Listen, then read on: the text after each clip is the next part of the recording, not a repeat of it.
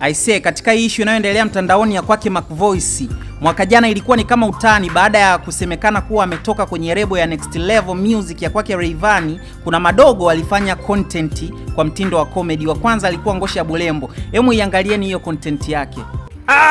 Mac Voice. Mac Voice. Tuimbie kidogo. Nenda. Aiwanda. Nenda. Nenda.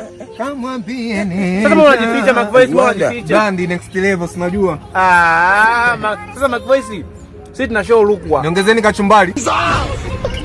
Sawa, watakuongezea. Sisi tuna show Rukwa mwanangu. Hatuna hela ila tuna samaki.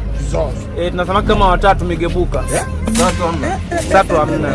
Hamna sato. Unaimba nyimbo moja tu hiyo. Basi niongezeni kachumbari tuondoke basi. Aiwanda. Ila usirekodi basi. Okay. Usirekodi. Haya. Oh my. Wa pili ni Kid Melody One, naye iangalieni hii content yake. Rayvanny, nimekuita mara 3 ndugu yangu. Mac Voice sasa hivi ameshaanza kufanana na Tini White. Naomba fanya chochote kile, msameane, mambo mengine yaendelee. Mwisho wa siku huyo atakuja kufanana na Mr Bean.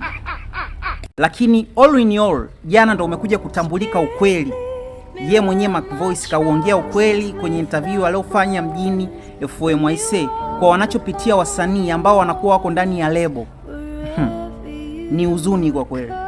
Ni huzuni sana kwa alichokiongea Mac Voice. Kama ni kweli, basi my brother Rayvanny kakosea sana, lakini kama si kweli, Mac Voice atakuwa ameanza kuchanganyikiwa. Ila kama ni kweli, kuna haja ya kujirekebisha.